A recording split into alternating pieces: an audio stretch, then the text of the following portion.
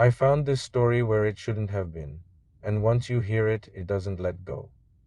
The first truck appeared in my mirror without headlights, without engine noise, and without any reason to be behind me on an empty mountain highway at 12:17 in the morning. And if I had known then what I know now, I would have kept my eyes on the road and never touched that switch on the steering column, because the second I flashed my headlights at that old rusted semi ahead of me, just a quick courtesy blink the way truckers do to say you're clear to move over, I felt something shift in the night around me, like the highway itself had heard me answer a question I didn't know I'd been asked. I'm Mr. D, and you are listening to Mr. D Stories. Most of you listening to my stories are not subscribed yet, so please like and subscribe to hear more from Bloody Chapter. My name is Tyler Boone, and that was my first solo overnight run after 6 weeks of training. The first load my company trusted me with on my own, frozen poultry from Amarillo to a distribution center outside Little Rock. Nothing glamorous, just a cold trailer, bad coffee, and a 24-year-old rookie trying too hard to feel like he belonged in a world of men who had spent more nights on the road than in their own homes. Earlier that evening, at a truck stop diner outside Vernon, an old driver named Cal had seen the route on my map and asked if I was taking Black Hollow through the storm. I told him dispatch wanted me on it to save time, and he stared at me a second too long before saying, "Then hear me now, kid. If an old rusted rig shows up ahead of you after midnight, do not flash him, do not call him on the CB, and do not follow if he turns off the marked road." I laughed because that's what you do when you're young and don't want to sound scared. And he didn't laugh back. He just stirred his coffee and said, "Some road rules are older than company policy." By the time I hit Black Hollow, the storm had swallowed everything but the white lines and my own headlights. Rain hammered the windshield, and every few miles lightning tore the sky open long enough for me to see the mountains crowding both sides of the road like dark shoulders leaning in. That was when I spotted the old semi ahead of me, maybe a quarter mile up, moving too slow for the grade. Its trailer a shadowed shape with rusted edges catching the lightning, no company markings, and one weak taillight flickering like it was breathing its last. I remember muttering that he was going to get himself killed running that dark in weather like this. Then he drifted toward my lane like he wanted over. Pure habit took over. I blinked my headlights twice to tell him he was clear. The rusted truck eased in front of me. For half a second, nothing happened. Then my CB gave one sharp burst of static that sounded almost like laughter, and when I checked my side mirror, there was a black semi behind me where there had been nothing seconds earlier. No chrome, no logo, no marker lights except two dull amber eyes high on the cab. I stared at it long enough that my truck drifted half a tire over the line, and I had to correct. "Okay," I said out loud, trying to sound calm for the empty cab. "You didn't see him. He came over the hill." But there was no hill. The road behind me had been straight for nearly 3 miles. I reached for the CB and said, "Driver in the black rig, you copy?" Nothing, just hiss. Then, softly, from somewhere under that hiss, I heard a man's voice say, "Hold the line." My skin tightened all over. I turned the volume down, rolled my shoulders, told myself the storm was messing with the signal. 2 minutes later, there were 2 black semis behind me, then 3. They did not pass. They did not fall back. They kept perfect distance between each other, like beads threaded on one invisible wire, and no matter whether I slowed by 5 or jumped by 10, they matched me exactly. I took exit 14 for a fuel stop, thinking any normal driver would either keep going or park like a person. All 4 trucks took the exit with me. I pulled under the bright canopy of a tiny deserted station, where 2 pumps blinked green in the rain. The rusted semi stopped across the far side of the lot, facing me. The 3 black trucks lined up at the entrance behind me, like they had sealed the way out. I sat there with the engine idling, fingers tight around the wheel, telling myself to breathe, to stop acting like some bedtime ghost story had crawled under my hood. Then lightning hit somewhere so close it turned the whole lot white. And in that flash I saw there was nobody in the cab of the black truck directly behind me. Not nobody like the seat was empty. Nobody like the steering wheel was turning by itself. And right then, over the CB, 4 voices spoke at once in a dry whisper that sounded like rain falling inside a grave. "Make room for one more." I didn't buy fuel, didn't shut the engine off, didn't even wipe the sweat off my hands. I threw the truck into gear and tore out of that station so fast the trailer bounced hard enough to make the load straps groan, and the second my steer tires hit the highway again, the rusted semi turned and rolled ahead of me like it had been waiting for permission, while the three black trucks pulled in behind me. With such exact timing, it felt less like traffic and more like getting locked into formation. I kept telling myself there had to be a trick, some gang, some sick local joke they played on new drivers, but every explanation died the moment I looked in the mirrors. Their windshields reflected lightning, but never showed faces. Their tires threw no water. Their headlights painted the road, but cast no glow inside my cab. I grabbed the CB again and started calling anyone, everyone, begging for a live voice, and after a long stretch of static I finally heard Cal from the diner, or a voice close enough to his that I still believe it was him, saying, "You flashed him, didn't you?" I couldn't even lie, I just said yes. He let out this tired breath like a man hearing the same bad news for the second time and told me to listen carefully because I wouldn't get another chance. 20 years earlier, on that same road, there had been a bridge washout during a storm almost identical to this one. Dispatch rerouted trucks too late, signs got knocked down in the wind. And an old owner-operator named Eddie Voss tried to stay ahead of the closure with 3 rigs behind him. Nobody knows whether he missed the warning or saw it too late, but his rusted Freightliner went through the barricades and into the fog over Black Hollow Bridge, and the 3 drivers behind him followed before they understood. The bridge was gone.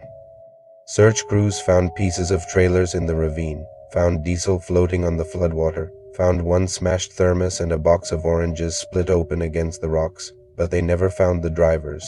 After that, Cal said, men started telling stories about a rusted semi appearing after midnight in bad weather, and if a living driver flashed courtesy at him, the dead took it as consent. As if the road itself recognized the old signal and wrote your name into their line. I asked him what they wanted, though I already knew, and he said, "They don't want to follow you, son. They want you to follow them. They've been short 1 truck for 20 years. I laughed again then, but it came out broken.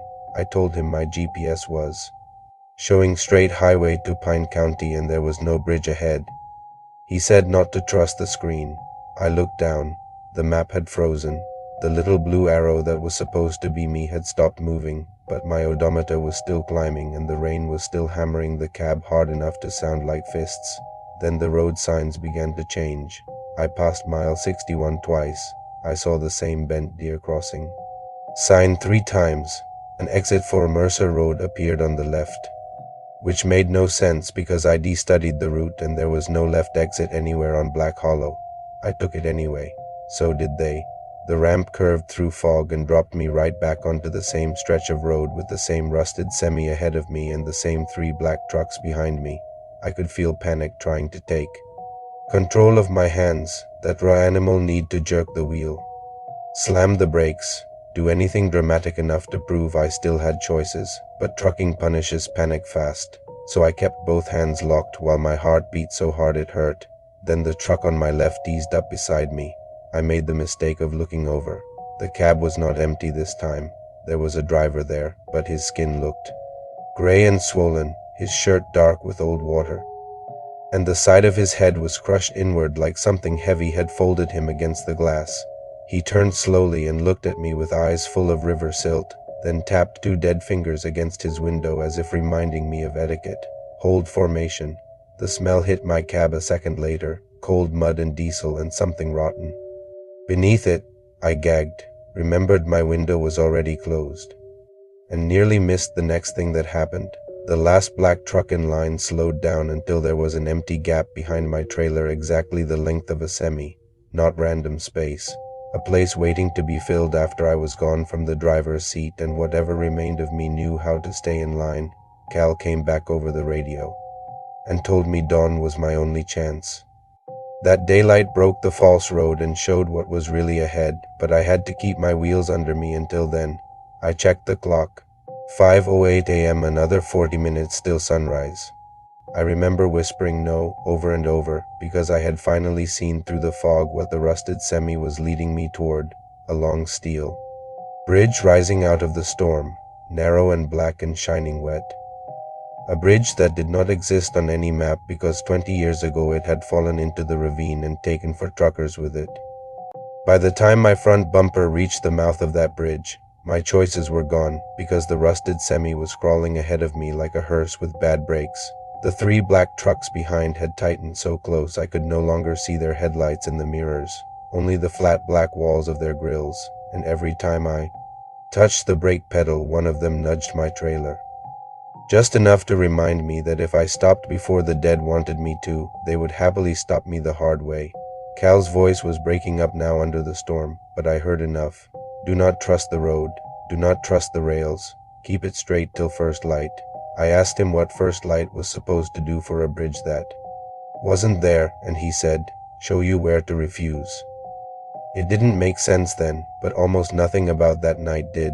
The steel decking beneath my tires rattled and boomed, and fog poured up through the gaps like breath from something sleeping below us. The rusted semi never sped up, never slowed down, just kept dragging me deeper over that phantom span while the black trucks behind hummed with the same low engine. Note, one note shared by four dead machines. Halfway across, the truck on my right drew even with my cab, and this time the driver looked almost normal, almost human. A bearded man in an old flannel jacket with both hands on the wheel and terror frozen on his face like he had spent 20 years in the same final second. His lips moved. At first I thought he was telling me to keep going. Then lightning flashed and I read them clearly. Turn back. That nearly broke me worse than the horror had, because it meant whatever these men were now. Some part of them still remembered the mistake. The bridge began to slope down through thicker fog, and ahead, where the rusted semi's taillight should have been, I saw only white. Emptiness. No far side. No roadway. Just storm and void. My body understood before my mind did. They weren't leading me across the bridge. They were leading me off the missing part of it exactly the way they had gone 20 years ago, and they had left that clean empty space behind my trailer because in a few seconds my truck would no longer be between them and the drop. I locked my elbows and floored it. The engine screamed. The rusted semi seemed to hear me and accelerated too, impossible and smooth, its decayed trailer swaying over nothing I could trust. The black trucks surged behind me, and one kissed my rear bumper with enough force to make the cab shudder. Then, at 5:47, the first blade of dawn cut through the storm. It came low and thin over the eastern ridge, not enough to warm anything. Just enough to split the illusion open. The bridge rails vanished first. Then the steel under the rusted semi's trailer turned transparent. Then the whole false roadway peeled away like wet paper. And what I saw ahead was not a bridge at all but the broken edge of black hollow ravine, 40 feet of jagged concrete leading into open air. The rusted semi kept driving. Its front wheels found nothing. For one hideous moment the entire truck hung there, all rotten weight and dead momentum, and I saw the driver in the cab at last, a man with half his face caved in, mouth open in a scream the world had been hearing as engine noise for 2 decades. Then he dropped, trailer first, into the fog below. I stood on the brake with both feet, hit the trailer override, and yanked the wheel left hard enough to tear something in my shoulder. My steer tires locked. The cab screamed sideways. The black truck behind me slammed my trailer one last time, trying to feed me into the space the dead had saved. But daylight was growing now, and their shapes were weakening, smearing at the edges like smoke and wind. My truck jackknifed across the broken approach and stopped with the front axle hanging over the ravine. One more foot and I would have gone with them. In the mirrors I watched the first black truck roll past the place where the bridge used to be as if the old road were still there, then simply vanish into empty air. The second followed. Then the third. No crashes, no explosions. Just 3 silent descents into the fog, each one keeping perfect distance, faithful to the line all the way down. When the sun finally pushed above the ridge, the road became what it really was again, a washed-out dead end fenced with bent barricades, a weather-beaten sign half hidden in weeds, and far below in the ravine, the rusted skeletons of 4 trucks lying where the river had spat them out and forgotten them. Highway patrol found me an hour later, shaking so badly I couldn't climb out of the cab without help. A week later, I looked up the old accident reports. Eddie Voss was real. So were the other 3 drivers. Their names matched the faded logos I remembered seeing on the black cab doors when the lightning hit just right. I still drive, though not nights when storms move over mountain roads, and never Black Hollow. But I kept one habit from that run, one so strong now it feels carved into my bones. If I see an old rig ahead of me after midnight, slow and rusted and just a little too dark for the weather, I do not flash my lights, I do not touch the CB, and I do not answer when the empty highway tries to teach me its older rules, because somewhere out there 4 dead truckers are still holding formation in the rain, and I know exactly how close I came to becoming the 5th. Thanks for watching.